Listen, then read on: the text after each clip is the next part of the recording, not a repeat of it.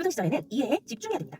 좀 극단적으로 얘기해서요. 표현은 이해의 도구라고 생각하셔도 돼요. 그만큼 이해에 집중을 하셔야 돼요. 그럼 초등 시기에 이해에 집중할 수 있는 세 가지 방법 알려드릴게요. 이번에 새롭게 바뀐 수능 체제를 먼저 간단하게 알고 가셔야 돼요. 그래야 초등 시절에 어떻게 해야 되는지 납득이 가실 거예요. 우선 수능 국어는요, 공통 과목과 선택 과목으로 나뉘어요. 그래서 공통 과목은 모든 수험생들이 시험을 봐야 되는 과목이고요. 독서와 문학으로 나뉩니다. 독서 17문제, 문학 17문제 해서 총 34문제예요. 선택 과목은요, 화법과 작문 혹은 언어와 매체 중에 하나를 선택하는데요. 각각 11문제입니다. 아까 공통이 34문제였죠. 그래서 이 선택 과목 중에 하나를 선택하면요. 총 45문제가 국어 시험 문제 수입니다. 그래서 선택 과목에서 화법과 작문을 선택한 친구는 우리 화법은 말하고 듣기와 관련된 거고요. 작문은 읽고 쓰는 거죠. 그래서 말하기, 듣기, 읽기, 쓰기와 관련된 문제를 풀게 되고요. 언어와 매체를 선택한 친구들은요. 언어는 문법이라고 생각하시면 됩니다. 문법 문제와 그리고 매체 안에서 국어가 어떻게 활용되고 있는지 관련 문제를 11문제 풀면 됩니다. 공통으로 다시 돌아가서요. 공통은 독서와 문학이 있다고 했는데요. 독서는요. 지문이 다양해요.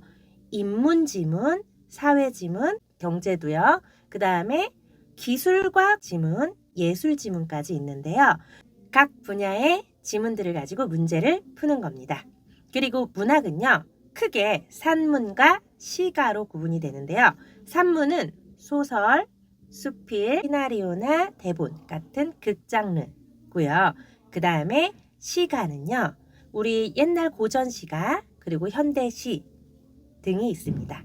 이렇게 독서 17문제, 문학 17문제를 시간 내에 풀면 되는데요. 이게 생각보다 시간이 많이 부족해요. 그래서 문제를 푸는 기술이나 문제를 푸는 원리들도 어느 정도 고등학생 때 공부를 해나가는데요. 기본은 초등학교 시절에 갖춰놓고요. 그 뒤에 출제자는 어떤 의도로 이 문제를 냈는지를 하나하나 분석해가면서 공부해 나가는 거예요. 그래서 초등학교 때가 매우 중요한데요. 저는 이걸 말씀드리는 게 선행을 하라는 게 절대 아니고요. 그렇다고 선행을 해야 하는데 하지 말아라 또 아니고요. 내 아이가 이 전체 국어의 흐름 중에서 어느 정도구나를 알고 내 아이에 맞춰서 준비해 보시라는 거예요. 입시가 아무리 바뀌어도요. 초등 국어에서는 그 입시에서 묻는 방향은 비슷해요. 지난번에도 말씀드렸는데요. 결국 모든 국어는 이해와 표현입니다. 얼마나 이해를 잘했고 얼마나 표현을 잘하는지를 묻는 거기 때문에 초등 시절에는 이해에 집중해야 됩니다.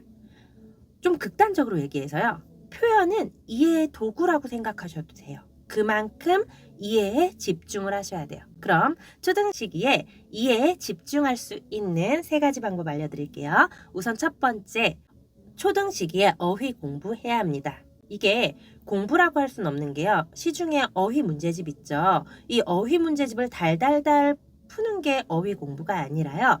평소 일상에서 그리고 책 읽기를 통해 자연스럽게 어휘를 많이 익혀야 한다는 겁니다. 어휘 문제집은요. 부가적인 거라고 생각해 주셨으면 좋겠어요. 그래서 평소에 어휘를 많이 듣고 많이 표현하면서 이해를 위해 연습을 해본다고 생각하시면 됩니다. 그 다음 두 번째는요. 이를 위해서 독서가 중요한데요. 독서는 읽는 것 자체를 의미합니다. 그래서 일반 책만을 의미하는 게 아니라요. 독서와 관련된 모든 읽기 행위가 독서예요. 교과서 읽기, 신문 기사 읽기, 칼럼 읽기 모두 마찬가지입니다. 심지어 학습 만화도요. 도움이 됩니다. 아주 과하게 만화만 보면 조금 걱정이 되시겠지만 상식과 지식도 많이 얻을 수 있잖아요. 그렇죠? 그 다음 마지막으로 세 번째는 밥상머리 교육입니다. 밥상머리 교육 많이 들어보셨죠? 이 밥상머리 교육이 중요한 이유는요. 일상 대화가 책 읽기보다 훨씬 더 우리에게 흔한 일이죠. 그래서 이 일상 대화가 그만큼 중요하기 때문에 일상 대화를 발전시킬 수 있는 가장 좋은 방법이 그 학습자보다 약간 더 높은 수준에 있는 사람과의 대화입니다. 우리 어때요? 그래도 아직 부모님들이 우리 아이들보다는 조금 높은 수준 아닌가요? 높은 수준 맞아요. 맞아요. 그래서 밥상머리 대화를 통해서 잔소리하는 게 아니라요. 일상 대화를 같이 즐겁게 친구와 수다 떨듯이 해나가는 겁니다.